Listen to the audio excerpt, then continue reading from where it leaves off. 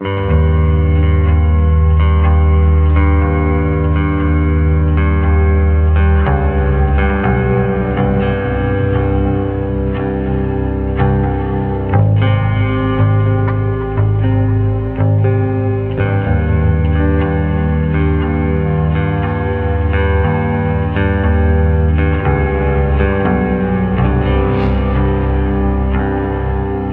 Kamel, and good to have you here. And thanks again for being here. So, for people listening and watching, I have Kamel here with me. He is a practitioner he's a breathwork practitioner, and he also is a spiritual coach, and also a shaman. Also a shaman. So I'll let you introduce and talk more about what you do, what you actually, when you talk about a spiritual coach, what do you actually do, what else do you bring along? So I'll let you introduce. Yeah. Thank you for doing this. I really appreciate it and I'm honored. So I'm a shaman from my lineage. I come from West Africa. I come from Ivory Coast. And I come from a lineage of shamans. I learned the way of working with spirits. I'm a chemical engineer, so I come also from a science-based approach. Wow. But in my lineage, we work with spirits in different ways. And for the last 5 years now, I've been around the world, going from place to place, from city to city, learning different modalities. One aspect of it is to help me and heal me, and the other aspect is to bring it and create something to help and support people. Okay. So in that process, I learned psychotherapy, therapy. I learned breathwork with 3 different amazing mentors. I learned energy healing. I learned coaching and some of the counseling, so I can understand everything about emotion, human, body, brain, and create a nice way to show up for people. Amazing. So it's like surprising, and it's like how you mentioned about chemical engineering, science, and beliefs. So it's sort of a belief system, right? Healing and everything, which science probably does not. Surprisingly, you find everything in science. Science can find all the explanation you need in spirituality. In science, and vice versa. It's a there mixture. is always, like, I do not function without understanding how it works scientifically. There is nothing I do that is not explained scientifically, or a way to be explained scientifically. And I need to understand in order for me to explain and use it, because I have still a science brain. But yet I work with spirits. No, because the reason I asked this question is generally science denies all this about spirituality, and because they say this is a belief system and this is actual science. So that's where your integration or your mixture of 2 things is an amazing thing by itself, that you have touched both the worlds, and you're trying to bring it together. There's way more common things than what we think. There is just one fine line maybe that is not yet discovered in science physically, but I know it's coming at some point. There are hypotheses out there that can actually justify these little things. Okay, amazing. And so basically you talked about so many things: hypnotherapy, breathworks, and your journey started by healing yourself. Yes. So I do not want you to go into details, but what led you, why were you looking for answers, or what sort of questions you had in mind, and what drove you towards this spirituality? To be short, long story short, my journey started 2018 when I lost everything. I used to have several companies. I used to be quite successful in the finances and money industry.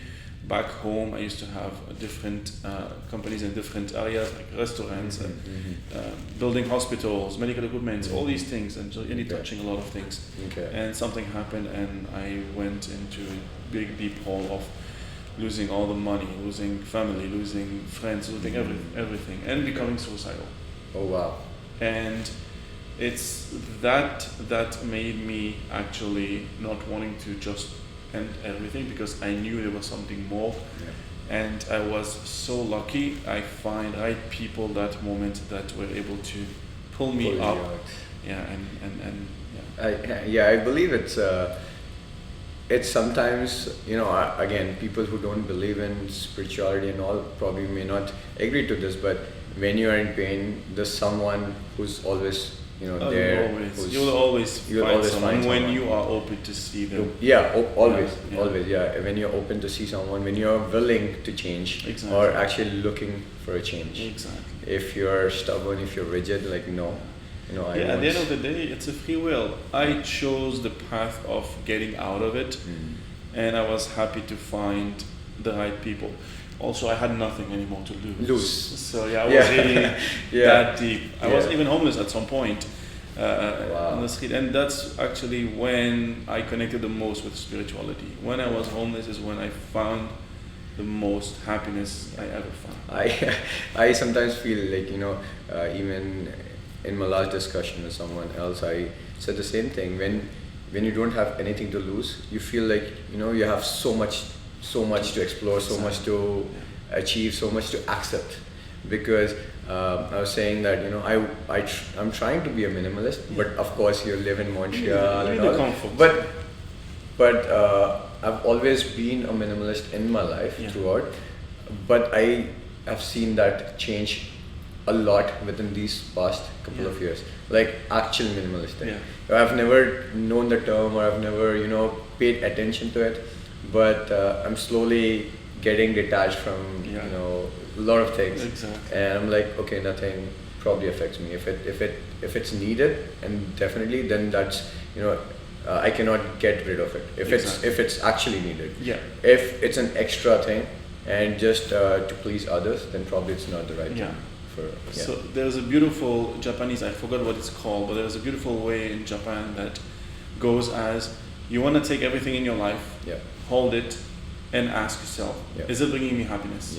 Yes, keep it. No, create the space. And when you have nothing to lose, it's not like you have nothing, it's that you have so much space. And this is what you want to fill with things that are in alignment with you. When you're like in a lot of comfort, a lot of ego, a lot of material, which is okay. There is beauty in having comfort. But when you have too much, you don't have enough space to be able to. I mean, those things, those materialistic things are taking space for you, and you do not have space for yourself. You do not have space for what you like, what you want to do the most, and it's preoccupied with something else. And don't get me wrong, it's amazing to have comfort, but my comfort is being able to be free. I mean, if your comfort is dependent on something else, that something else brings me happiness, something else brings me comfort, then probably it's not the right thing. I mean, you're expecting something from something that's short-lived, and it's not even yours. Anything, even things you buy, they are not yours. You're just borrowing them for your lifetime, or as long as you can use them, and that's it. They are not yours. Nothing is yours. I always say this. You are an immigrant in this world. Not even in this country. You're an immigrant in this world. You're here for a short time. You don't have to carry all the luggage. See it as a vacation. Carry light. If I have to say carry light, that also means your emotions, your whatever goes with it, attachments and all. Just free of that. Enjoy the world as is, and you cannot take anything with you when you're going, right? So it's just, there's a say. I forgot the name of that person that said it. It's an old say, and it goes as, you only owe what you cannot lose in a shipwreck. Which means the only thing you own is knowledge. It's your knowledge. That's it. Anything you have in your mind, that's the only thing you really own. Everything else you can lose it at any point. At any point, absolutely. You brought your experience. You had so much, and then all of a sudden, boom. So, and I'm glad it at least led a different direction to you, and you're obviously you're probably liking it more, the person you are right now. I'm more connected to what. I've never been so connected with myself. That's what. So good things happen, only when you're ready for it. Yeah, exactly. When you have the space for it. When you have space. When you create the space for it. So maybe this I've seen with a lot of people actually, that something happens, that's a crushing point. That's it's like I cannot take it anymore, and then change happens because at that particular point they are at a saturation point, and they're willing to do whatever they could. Before that, they had this I'm in my comfort zone. I don't want to take risk. I don't want to do anything, and it's just I am happy wherever I am. And now it's like, boom, I'm ready for this. I'm ready for this. Whatever it is. Amazing. So you talked about breathwork. And you talked about multiple modalities. Yes. So as a practitioner, you now know people come to you, but for yourself, when did you feel that these incidents happen, but how did you come to know, and how did you feel that I should go towards spirituality, and what led you to? Because you mentioned you had a few people in your life, but did they guide you towards spirituality, or did they guide you towards meditation or different practices? So, in my way of seeing spirituality is only one thing, in my opinion. And I'm going to share my own beliefs. Of course, these are just for you to take pieces and create your own puzzle. Absolutely. Spirituality is connection to self. So the couple of people I had in my life when I was losing everything, when I was homeless, when I was trying to build myself back and I was away from home, I decided to leave, I was going around the world, they made me connect more to myself, hence accessing more spirituality. And the more I was connecting more to myself, the more I was accessing more spirituality, the more things were happening. And the beauty of this is the more you connect, the more you tap into, we all have the gifts, we all have them. The more you tap into yourself, the more you go against the ego, or the opposite direction of the ego, not against, because the ego is still good. Ego helps you make things happen. Overpowering the ego or using the ego as giving it too much power is not okay. So the more you connect to yourself, the more you go at the opposite direction of the ego, the more you access spirituality, and actually the more you access your intuition and your gifts. Okay. So it's like you're listening to yourself more than before. 100%. Yeah. That's the intuition. That's the gift. So the question is I'm asking these questions as a normal listener, probably who have never experienced, who have never even though I've experienced. I'm just asking as a curious person 100%. who would say, okay, how could I get benefit? You talk about listening to your own self. I sit. A lot of people say I sit with myself. I do a lot of meditation, but I don't sometimes listen to what you're saying. So what is that inner voice you're talking about? What is it? So there are hundreds of modalities out there. I choose the thing that will work for me, because meditation is amazing. For me, I need to feel. That's my way of connecting to myself, by feeling things. This inner voice, this intuition is not a thought. The moment you are thinking, this is when you access the mind. So to explain a little bit quickly, you have a body that is not you. Body is not you. It is a part of you. You have a mind, that's not you. You have an energy in this world, that is not you. And you have a spirit, if you believe in whatever you believe in beyond the body, mind, and energy. And then you have a spirit. You are the combination of all this. So when you go into the body and you just listen to the body, you're not listening to the spirit or the higher self. We do not become the higher self. We are already the higher self. Higher self. Okay. So body is something. Mind, thought, that's something else. Energy, meditation, and all these things you do in energy, you just on an energetical level, frequency level. This is not yet the spirit, the higher self that you are already. It's combining all this together through different modalities, through meditation, breathwork, whatever it is. Combining, being in a balance between all these things is when you can access actually the higher self and that inner voice or that intuition. Okay. That's how I see it. And this is why I love breathwork, because breathwork will take you to these steps. You tried it. Yes. So how it is. Yes. You get the body, you feel the body, you surrender the body. You get to the mind, you feel the mind, you let the emotion, all this, then you get to the energy. You see, feel the vibration. Yes. And it's only then then you become this higher self, and you access, and you have this clarity. So good. Wow. Okay. Yeah. So, yeah, go ahead. You were saying something? No, yeah. To add to that, it's different ways of seeing it, different beliefs, but at the end of the day, it's the same umbrella. Yeah. You are a spirit. You are a soul. You are God experiencing itself or themselves in a specific thing. So scientifically, you can also prove that. Yeah. Scientifically, you know that the universe is expanding since the Big Bang to today. The universe is expanding, getting cooler and expanding and becoming something else. So technically, we are in the universe. So we are part of this universe expanding. So we are the universe experiencing itself. Yeah. You go to chemistry, the first law of chemistry, nothing is destroyed, nothing is created, everything transforms. Yeah. So technically we are transforming since Big Bang. So we are all planets, all dust that become today humans in a way, because everything transforms. And we are the universe experiencing itself in one single human. So we are the universe. We are the universe. Wow.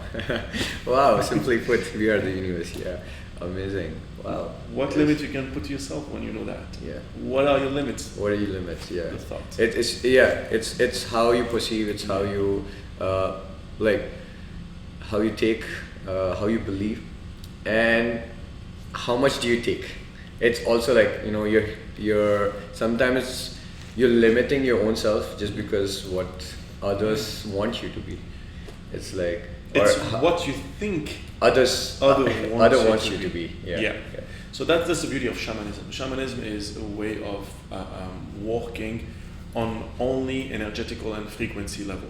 When you detach yourself from the body, from the emotion, and you consider everything is a frequency, everything is an energy. That's the beauty of shamanism. So you access anything on a level that is beyond what we can see and perceive. Okay.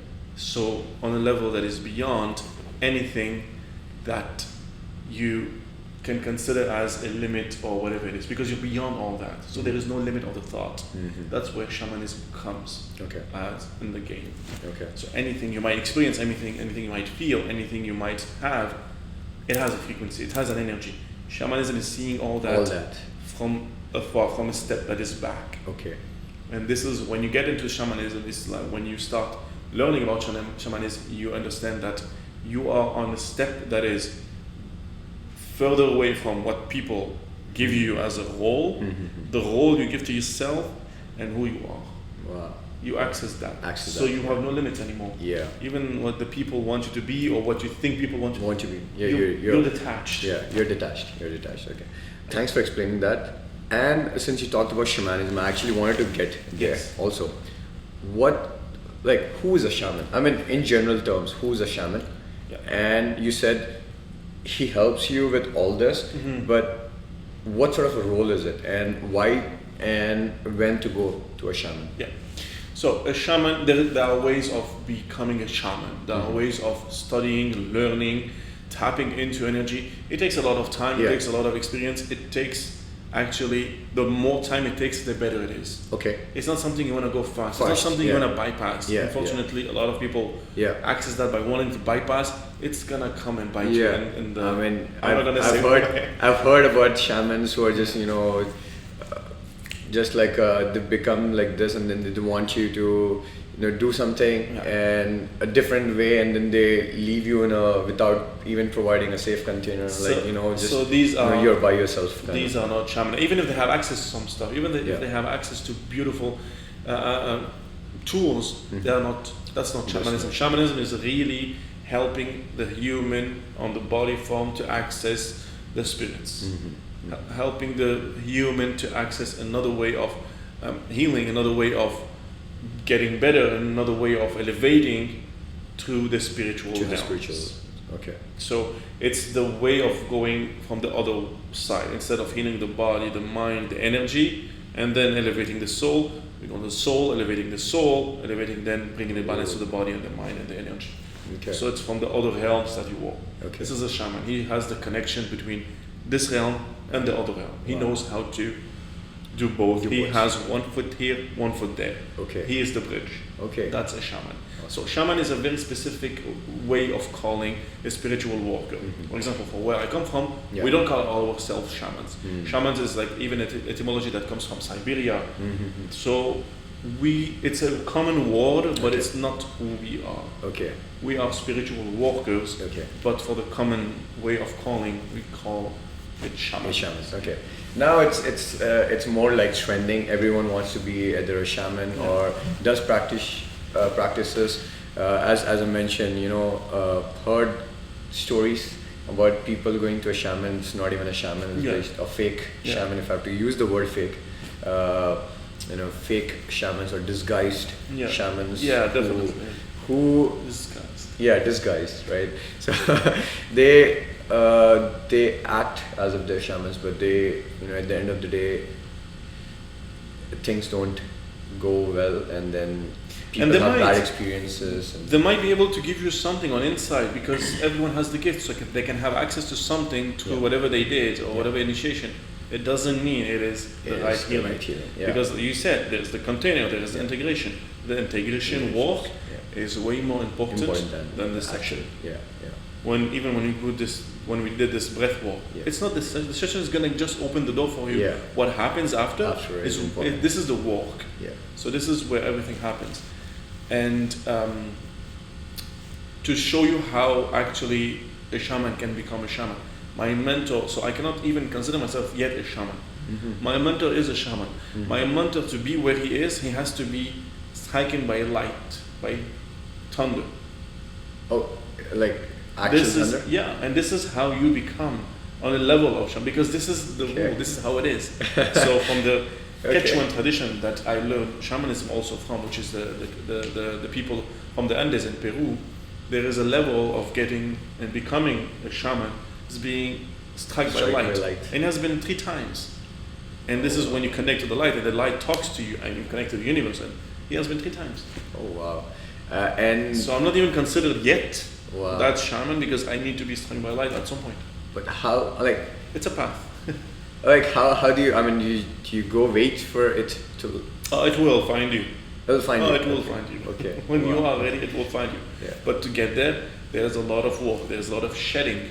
So like I said, I heal myself so I can bring healing to people. I do not heal anyone. I bring tools, support, help, guidance, and people heal themselves. There's a beautiful saying that no one can heal you. It's you who are if you feel you need healing, it's your body who does the healing. It's your mind who does the healing, and you cannot expect others to heal. I mean, even if you're going to a shaman, you're just getting that thought process and all the energy in. At the end of the day, it's your responsibility to take care of yourself. It's how you take things and integrate, as you mentioned, integrate that in your life. 100%. That makes a difference. I can tell you, I've seen thousands of people. For the last years, I've been doing sessions for individual one-on-one groups. I can tell you one thing, based on experience and based on a universal law. If someone doesn't want to heal, God cannot heal. There is no way. Obviously, the healing does not happen from someone else's. It as we were talking just before that, if I'm rigid and I don't want to do anything, obviously the doors are closed and you're not trying things, and you're just whatever I am, I'm like this. I know a lot of people are still in that. I mean, people do not want to change because they like that comfort zone wherever it is a comfort zone. It's a comfort zone, and it's also a way of people thinking it's easy. So it is easy. Healing is very easy. That's the hardest part. It's to accept that it is easy to accept. But it's uncomfortable. Because what you're doing is, let's say you're 30, you are changing at least 20 years of a programming or 20 plus years of programming. You cannot change it in a month. It needs time. It's a pattern. And there is one very easy thing that I show people, and it's a nice one, to show you a little bit how it's uncomfortable, not complicated, uncomfortable. When did you do this? Okay, you have the left finger top. Okay, do the same by inversing all the fingers. So you want to put the right one on the top. Exactly. How does this feel? Different. And it's uncomfortable a little bit. Your reflex when I say do this, it's this. But healing is actually, oh, that's not the good way, this is the good way. Yeah. So you want to do it and keep repeating and keep repeating, and sometimes you're like, oh, I forgot. It's okay, it happens, it's a pattern. And the thing what happens in the brain, that's where psychotherapy and hypnotherapy helps a lot. It's what you're doing is the brain does not know how to do two ways for one thing. It only knows one way of doing something. Mm-hmm. So when you do this and you practice, you are unlearning and learning at the same time. Mm-hmm. And the thing is, one part of the healing, 50%, is being aware. Oh, I used to do this. This is not how we do it. Yeah. You are half healed. Yeah. Yeah. Knowing what you are not doing well. Acknowledging. Like I always say, acknowledging things. That even your first step towards healing is also acknowledging that 100%. You have a problem. Yes. Once you know that you have a problem, you have half healed. Half healed. Yeah. You have compassion, acceptance, and you have awareness. The 49% that are missing is practice. Practice. Yeah. And the last 1% is you will literally wake up one day, you don't even know how. Yeah. Your brain is doing it in a different way. And like, oh. Yeah. This is when the brain shifted that pattern. Yeah. And it's so beautiful because, I mean, we talk about acknowledging and identifying the problem. So first thing is identify that you have a problem. Yes. Could be anything. Let's say your fridge is repaired. Yeah. Is broken. Mm-hmm. So first thing you need to know that, okay, it's not working.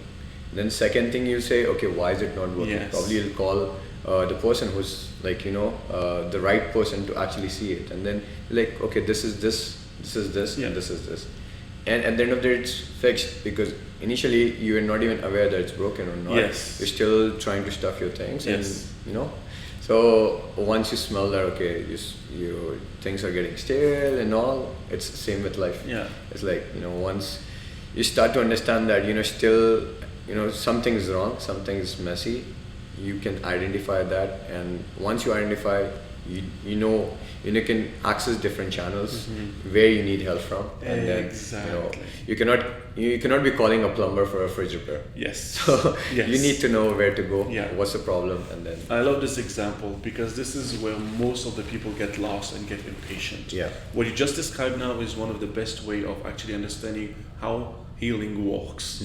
So you have an issue. Yeah. You identified it. Well, what you are focusing on is the issue and having awareness around it, and knowing who you want to reach out to and then fixing it. Yeah. People focus on the how. And the how, yeah. And that's not what you want to focus on. And sometimes they're like, I need to fix it. No, but it's a process. Exactly. It's when you know what's the issue, you know who to call, and you have so many options. You have so many companies. Yes. You choose what you want. You choose the way you want. The how will come to you once you know. Yes. People just want to come, and this happened one day. This person came to my session room. She went on the bed and she's like, heal me. I said, sorry. She's like, heal me. So what do you mean heal you? She's like, this is what you do. Yeah. I said, no, I do not heal people. If you think you came to me for that, I'm not the right person. You just say you're healed. I'm not the right person. Yeah. And she got upset and she left, but it's understandable. Yeah. I'm not here to heal you. Yeah. What's the issue? Yeah, this is a similar example. I actually follow his very amazing person. They started this company to heal people. Mm-hmm. When I say heal people, could be anything, your mental trauma and all, for free. Mm-hmm. They don't take any money. They don't do anything. It's for free. So it's called Human Garage. I did my first podcast with them. Yeah. So his name is Gary, and Gary once actually told that people, like, he met so many people, obviously he's seen thousands of clients, so people randomly go and like, same thing what happened with you, and like, heal me. And he's like, what's the problem? I don't know, you should say. So that's when he said, if you're not ready to heal yourself, I cannot do any single thing. It's like, you just have to fix this, but this is your body. It's not a machine that you could just do like this and do it. But these are the people that once they have the awareness and they start the work, they would just stop. They would just stop. Yeah. It's like, okay, I did go to a chiropractor. He just fixed it, and I'm all good. No, like, probably you need to follow what exercises you have. It's like a routine that you need to follow, and then that's. And it goes with like so many things. Any sickness you might have. Yeah. you go see a doctor, which is amazing. You see a doctor to help you. What you are doing is treating symptoms. You are not healing. Healing is beyond that. Healing has an impact on your cells, on your energy, on your mind. You have somehow also a little aspect of when you were sick that people don't even look at. They think, okay, I took that and I'm done and that's it. I mean, no, you're not. You treated the symptoms. You are not healed yet. You're not healed yet. Healing happens inside. And that's how you have so many beautiful stories about people that were having cancer or issues and no way to find it, and they were able to heal themselves through modalities of holistic or through their own beliefs. It's literally that. That's the healing.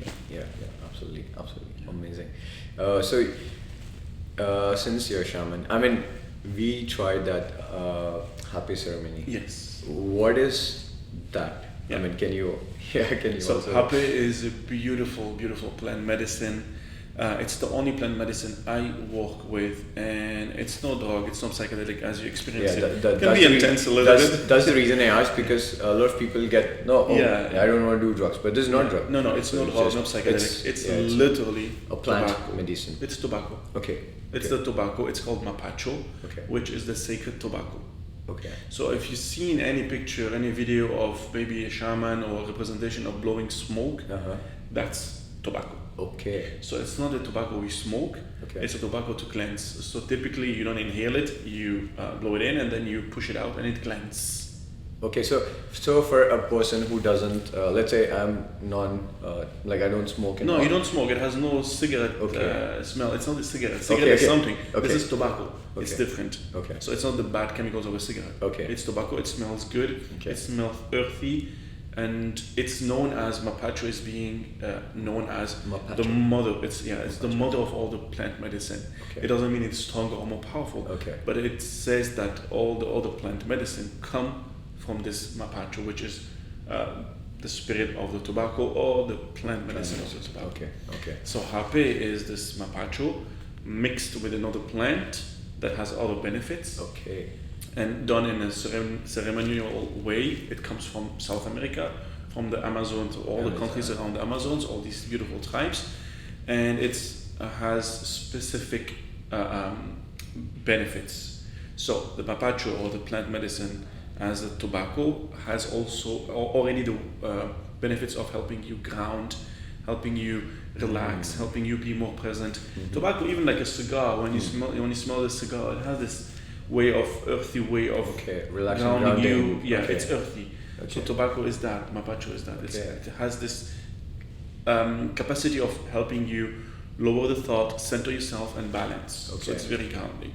Then you have the other plant that goes with it, that gives it another profit. That's like opening a frequency, but it doesn't do it for you again. You have to go there. But what it does is, if you're not grounded enough, it's gonna ground you. It's gonna really force you to ground. It's gonna force you to purge if there is anything you need to purge. So you can actually be present. All right. And since you talked about plant medicine, the very famous mother of all medicines, the ayahuasca. And since you talked about Amazon and you come from Africa, so it's more trending now. And thanks to social media, if I have to say, I mean thanks, but I don't want to thank also, but thanks to social media, it's getting more popular, and people who are not even ready for it are still going just because I heard it and I want to try it. But do you want to? So ayahuasca is a beautiful plant medicine. It's a plant medicine that is related to Mama Aya. So Mama Aya can be seen as Mother Earth Spirit. It's a way of going back to Mother Earth, to Pachamama. So it's the beautiful way. Ayahuasca or Mama Aya will show you what you need to do. She can help you to heal during the process, but she doesn't heal you. She shows you the way. The issue about that, people don't understand that, again, healing comes from inside. So people would go to ayahuasca and again and repeat it and repeat it and repeat it. You're doing nothing. You're just being high on DMT mostly and ayahuasca, and you're just being high. Yes, you have an amazing experience. Yes, you have a lot of insights happening. Again, the healing is the integration. But people forget about that. People think I'm gonna be fixed. Yeah. No. Yeah. It shows you the way. It shows you what is to be done. It helps you purge. It helps you realize if you're open to it. And this is where the trick is. You have no choice. You will see what is not okay. The more you resist, the more you're gonna be kicked in the ass if you don't surrender. Okay. Yeah, it's just that since you talked about people are having those experiences but not integrating. So how, like, let's say this again, I'm asking as a person who have never tried. Yeah. I've seen, or I probably having experiences, and how do I know that what experiences do I collect it from? Yeah. Because So I asked the same question to Valkyrie, but it was towards sound healing. Yeah. But ayahuasca it's a lot. Yeah. So I don't know. Yeah. Again, I've just heard stories about it, so that's why I'm curious to know. So ayahuasca is not the only plant. Ayahuasca is one of the plants, and there are other plants that do the same. I mean, it's more trending because people are. So even the issue is not the people going. Yeah. The issue is the people holding space. Not the people coming. These people, they just heard about it and they want, and of course they will find a way. The issue is the people who are holding the space. These are the people that are not showing how to integrate. Yeah. These are the people not explaining actually what it is. These are the people just opening the door to anyone to come. Yeah. This is the issue. And I also believe these are the people who are actually advertising it this more, that we are the shamans, we could do this. We can take you on an ayahuasca trip. So it's like travel agents on a spiritual journey. Like that's the best way of putting it. It's a travel agency for spirituality. Like you come to us, we'll take you all. So the best way to access, knowing that you do not go have a ceremony of ayahuasca. She comes.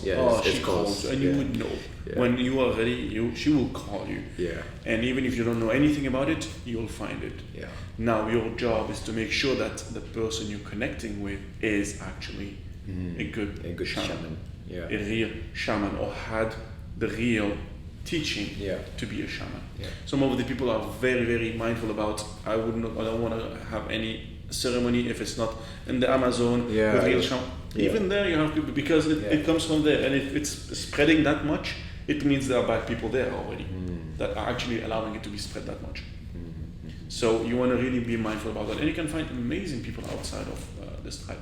But again, it's everyone how they feel it, But the big advice: find the right shaman. Find the right shaman. Yeah. This is no game. The shaman is actually, his role is to connect the plant to you and help you in the process. He's the one to the singing, to the Icaro singing. If you have the good way of doing it, is the one that's going to create the bridge. But if you go with someone who's fake, well, you have the experience, and you don't know how to bring that.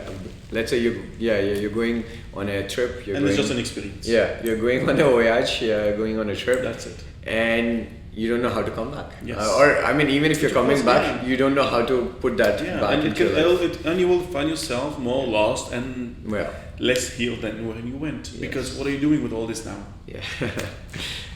Oh, wow, amazing. Yes, like the way you explained. I really like the way you explained. And so for people who are actually listening or planning, or have probably heard on social media that I want to do a ayahuasca trip, probably if you're going to find for it, probably you may not have you may not have the right experience. It's a calling, and it's funny. I mean, 3 different podcasts we talked about the same thing, like touch base on ayahuasca and how you need to listen or wait for the calling. It's like, and knowing it's only one way. So I do not walk with ayahuasca, and I choose to not walk with any plant medicine. Beside Hape, that is a little bit different. I walk with the people right away with them, because whatever the plant medicine is gonna do to you, you can do it yourself. Okay. You can find it yourself. You can understand it yourself. You have hundreds of tools that do not need for you to go take the plant medicine to get there. Not at all. And ayahuasca is one part of the world. Healing happens in the entire world. There's so many ways. And my process of bringing shamanism and spiritual work to people, it's not me, it's you going, it's me taking you to that place and understanding what is actually needed to be done. And that's where I use the other modalities like the psychotherapy or the coaching, all this to help you with the integration, because this is what happens. Okay, perfect. And I wanted to also ask this question because there's a lot negative about shamanism. That a lot of people talk about like, oh, don't go to a shaman and whatnot. You might get hypnotized, you might get whatnot. So I mean, there's so much negative about it. So what do you want to say about it? Like, so I want to say something about spiritual work. There is a lot of definitely bad aspect to it because people are using it in a negative way. Bad aspect or negative way would be what you can call dark magic. I consider it as low frequency things. But in the way I believe and in my beliefs, there is nothing such as dark magic. Because you know how much it needs for someone to impact you and your life and the karma that you have. You know how much work this needs for someone to be able to impact you that way. They can have some impact because they are sending energy towards you in a negative way. But if you are in a good place, if you have good beliefs, if you are working on yourself, if you're healing, what are you doing with all that? If you're so much open and vulnerable to anything dark, then you will get it because you're creating also the path of it and facilitating it. If you believe that I have people coming like this, I have this spell on me. Okay, well, of course you have it. You believe that you have it. You believe that you have it. I mean, there's. So there are people using it, unfortunately, but it's like anything, any practice. The good way of using it and the negative way of using it. There's always good and bad. Always. And unfortunately, some people take advantage of it. And some people want to get somewhere fast. It's a lot of placebo effect. It's a lot of, unfortunately. Unfortunately, I mean, could be anything. Could be science, technology, business, anything that's good, bad, and people are there. Even in spirituality, as we mentioned, people just want to make money. That's why they're like disguised shamans and like, okay, I'll take you on a trip. And honestly, I have people showing up like this. And no, there is no way you can do that because I can make you make money, but not through shamanism. I'll teach you how to. Because that's has nothing to do with spirituality. Money does not exist on other realms. Money is just something that goes from someone's pocket to your pocket, and you use it to have comfort. Just options. And that's it. That's it. After, I mean, if as you talked in the beginning, it's good to have things that make you comfortable. But if you're getting attached to that comfort, then there's a problem. You're dependent on it. So if you put your happiness in that, of course you'll never be happy. Absolutely. All right. For the shamanism, I suggest for people to ask and to understand a little bit about it, because at the end of the day, it's just a bridge for you to connect to who you are in another perception. That's it. Okay, perfect. And let's say if someone's a beginner now and he wants to get healed, what sort of, until unless they identify what sort of modality they would, is there a way they could choose the modality, or is it like, okay, you have this particular problem, you should probably go towards, there is no way. There's no perfect direction. So 2 things I don't do: no, yes, and no. I would never tell you yes or no. Okay. And I would never give you an advice. Okay. Because anything I give you an advice and you do it, I'm taking the karma of it too. Anything. And you're responsible for it. I'm not even sure that you would understand the way I'm saying it. Yes. And it happens a lot. Like I would say something and people are like, no, it's not what I'm saying. Not at all. So I would not give you an advice in that way. But I'm here to help and support in a way that I will speak your language, and I'm happy and I'm grateful that I have a background that is multicultural, and I have a background that is also science-based and spiritual-based. So I will speak your language. The way you will show up for me, I'll speak that way and bring the tools. Okay, what do you think you want? And you remember, I don't know, it was not with you. Like some people come for the happy, and I have 5 options. Yes. And they're like, okay, what do you think I should take? I have no idea. What do you think you should take? I'm not here to say or decide for you. What do you feel like? What's your calling at that point? Okay. And this is how I help people. trust yourself. Connect to yourself, and you would know.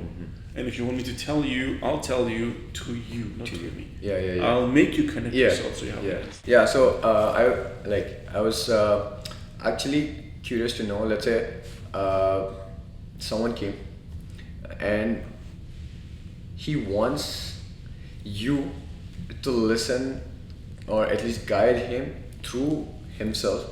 But since you have those callings, maybe your calling is stronger than mine. So maybe you could help me by my own calling through you. Of course. Okay. That's where I use, and I love breathwork. Okay. That's what I would always suggest first. Okay. After the call, after talking, to understand where they are and explaining everything I offer, the first call for me is breathwork, because in the breathwork session, I use the talk therapy, I use the connection to the body, the mind, the soul, I use the energy healing, I use the spiritual walk at the same time. Okay. So it's all this at the same time in the breathwork. In the breathwork. Okay. So for me, it's the best way. Plus, it will take you someplace at the end of the session. You would understand so much. You have clarity. Please, you become human. And then we can go actually start working on stuff. Amazing. So for me, it's the way of doing everything I do in one session. I had a different experience with breathwork. Plus, I've never done sound healing. Before, and as soon as I did that session, it was crazy. I never expected. So I was asking Valkyrie the same question. If sound healing is so simple, you just have to go sleep or just lie down. Why would not I want to do sound healing more and more instead of breathwork? So, what do you feel about it? It's simple because breathwork you're doing a lot of actual breath, in and out. And what do you feel? It's like you'd ask me, in shamanism, I can just make you lay down, connect to your energy field with your approval, and go into all the aspect of you as the body, as the different levels, the ether, and all these things, and understand what's going on and help you while you're just laying down. And without the breath. And not even touching you. Oh, nice. There is that way. Okay. But it's not that. Okay. It's what comes after. Okay. The healing is the integration. Okay. You can go lay down and you say I'm just sleeping and listening to you're not. When you lay down and you're sleeping, you're connecting you are to the actually frequencies, activating the other part of you to work. Yeah. And then you get out, you're not healed. Integration is the healing. Breathwork is another way. It's literally what you're asking me is, I want to go to, let's say, India. How many ways you can go to India? For now, one. Which one? By flight. Okay, you cannot take a boat? No, there's no. But you could still go. You can take a flight to Europe and India. You can go direct. You can go to Africa, India. That's exactly what you're asking. A lot of ways. Okay. You're going to the same destination. But it's not about just going to the airport and sitting. Okay. Absolutely. It's the journey. The journey. And it takes time, it takes effort, it takes understanding, you want to know what you're doing. When there's a sit, you have to put the bill, you have to go down, you have to look for your flight. It doesn't happen by itself. Sometimes that's what, even as the saying goes, right? People are so worried about the destination instead of enjoying the journey. And same thing with this too. A lot of people, they actually come, probably you might know, because they'll be okay, I want to have the experience. But they're not even seeing that, this is a process. Enjoy it. Even if you're there, maybe you go into a trance state, maybe you go into a meditative state. Could be anything. Not every time you would see images. Not every time you would have everything. So the expectation, again, you're coming with an expectation, and you feel bad once those expectations are not met. Expectation 99% of the time leads to disappointment. 1%, you're lucky. That's it. Which I don't believe necessarily in luck. You've been just well guided. But 99%, if you have any expectation, disappointment. Again, that's what I would help people. When you connect more to yourself, you're detached. The more you're detached, the less expectation you have, because you have full control now on what's going on. Without having any control on anything, you still have full control on everything. There's a beautiful saying, or I just wanted to share it here. If you're actually worried about, the future, you're anxious, and if you're worried about the past, if you're thinking about the past, you're depressed, because you're thinking more about past. And once you start, believing in yourself, living in the present, you don't even care about what's happening in the future. You're super happy because you're not moved by what would happen. Yes. What would, at least, not anxious about, what's going to happen, what's going to happen. And there's a beautiful saying, it goes like this, that, there's so much in uncertainty, because if you want everything as constant, like same experience, you would never enjoy it. There's so much happiness, or there's so much involved in unknowing things. Yes. And curiosity and confusion. Yes. And the state of confusion leads to so many different doors, different possibilities, because when you're unconfused, or when you know everything, then it's flat. Yeah. Yeah. Yeah, and everything happens in the unknown. In the unknowns. Everything. Yeah, in the unknowns. So also why you should choose breathwork. For me, breathwork, or the modalities I would bring, is a way to really access the different state of who you are. Of course, if you surrender. Sound healing is amazing. I'm sorry, Valkyrie. Come to breathwork. But I love adding sound healing to the session of breathwork, because it's complementary and it takes you to another state. The difference of breathwork is you actively accessing the body and understanding, and mind and soul and energy, and then you become human again with a clarity, with more presence. Sound healing just takes you to another level of healing. Then at the end of the day, you have the integration to do. I believe the both you combined, it was beautiful, because breathwork and sound healing, it's together, it's already beautiful. Wait until we add the dance next time. Nice. The dancing, the movement, static dance, that's gonna just change again. It's another level of exploration and healing. My other question, just since you talked about differences between breathwork and sound healing, even during the breathwork, there's so much like the drums and everything. So even that is part of sound healing. Music is very important, because you've been guided into different things, and what we are trying to do is let your thought just stop and slow down and feel. And music is feeling. What you remember senses? You were having. I was putting some senses also. That helps. You're moving the body, so it's all the senses that are activated. Amazing. So I would like to thank you for whatever knowledge you brought in today, and the amazing things that you shared with us, even your personal story, journey and everything. Thanks for that. I have one last question, if I could ask. I generally ask this.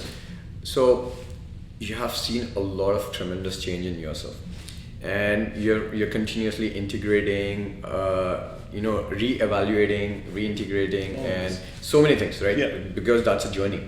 So what's one thing that you currently feel that needs to change, or maybe you've never prioritized it before and want to, we are so busy in our lives that we have that one thing and that stays there, like I want to do this, but that stays. It could be a change, it could be your health, eating habits, and it could be anything that you would want to bring a change. Amazing question. So in the way I see things today, I'm very much in the present, because life change and keeps changing. That's life. You have nothing to do. So it's either you surrender to life and change with the perception of healing. So you heal things from the past, you heal things that you want to change in yourself, you manifest things you want, so you can evolve with the life like this. So you're riding the wave. Or you get stuck in the past emotions and the past trauma, or the victim almost mindset. Oh, this is why I'm like this. This is why I'm like this. So you're putting yourself in a box and you stay in it, and you are not on the wave. You are literally like a washing machine, because life is gonna walk anyway. So it's for you to decide. One thing that I'm very much working on is finding the way to completely free myself from. And that's a journey. That's a lifetime journey of all the limiting beliefs, shackles, and that have been happening bringing since you down, or at least holding you back. And unfortunately, most of them come from home. You know something about it. We have pretty much similar culture. Yeah. So it's a lot of family, home, beliefs that is still for me to find the peace flowing in all that. I had this conversation in my previous podcast, and I probably don't want to go back to that conversation, but something similar on the similar grounds. Yeah. And for now, it has been honestly amazing because again, it's a lot of detachment and understanding, no conflict. Whatever happened, I have so much love and compassion to whoever did what. Yeah. Let go of things. No holding anger. I say the same thing. But without if you are compassionate, if you have empathy, and do not reject the fact that it hurt or it was upsetting or it is. Feel it. Allow it to acknowledge it. I mean, so I tell people, like, even if you have a problem, or even if let's say you have that feeling, it's in your past, whatever negative emotions you have, or negative person, like the person you're more attached to, it's the feelings that come and hurt you, but it's not that you completely wash or clean your mind of that feelings. No, they come to you, but how you actually react to those feelings is in your hands. Like I always say, think about elephant. You'll think about elephant. Instead I'll say, now don't think about an elephant. You still think. The brain doesn't know negation. Because the first thing comes to mind is elephant. Now, first I asked you elephant, and I asked you not to think of an elephant. You cannot see a tiger with an elephant. So you're still seeing an elephant. So that's what happens, that you have negative emotions, but we react to it. It's the reaction. It's like, so when you have the awareness, you know how to work with it and have I know that, okay, this person is bad, or this person I had those negative memories with. I see that person next time, I would say, okay, this person doesn't do anything harm me. I mean, this person doesn't have any control over me right now. Maybe before, yes, and that's why I was impacted. Now that person is not in the authority to impact me in any way. I mean, that's when you stop leaking energy. They that's Sadhguru, he said that beautiful saying. He does not give the privilege to anyone. Someone asked him, do you get angry? And he's like, I do not give the privilege to anyone to make me angry or happy. No. My happiness or my sadness does not depend on anyone else. No one has that control. No one has that control. And so that's where I'm working still on as much as possible. So it's healing. Because you also talked about the shackles and the jail. I mean, there's a beautiful saying, the toughest prison in this world, or the toughest prisoner in this world, is who doesn't know he's still in a prison. Because he still doesn't know he's it's a beautiful saying, and I think it's true to this trending lifestyle right now. People are seeking happiness of how others are showing it off on social media. Maybe that one post, like one happiness post, maybe that person is not even happy. He's just posting to show others, and others are seeing that and it's like, okay, this person has an amazing lifestyle, amazing life, all happy. And you're just seeing one perception of the reality, because they may not be happy. That's right. I think it's Toltec. If you're seeking for peace and happiness, accepting your non-peace is already being at peace. I think it's Toltec that's in the agreements or something like that. Accepting your non-peace, you're already at peace. And then you can do something about it. You can do something about it. Well, it was amazing to talk all this, and thanks for sharing, thanks for bringing all the knowledge. And I love the way you explained so many different things in a simplest manner, just because I wanted to know as a simple person. Let's say I'm I do not have that knowledge. Thanks for at least explaining every single thing so detailed. And thanks for having me. Thanks for your time. Thanks for taking us on this journey, even though we are not high, but a different spiritual journey. It is. Again, spirituality is connecting to yourself. The way you want to choose it, to talk or to any experience, that's yours. Spiritual. Thank you. Thanks, I appreciate it. Thank you.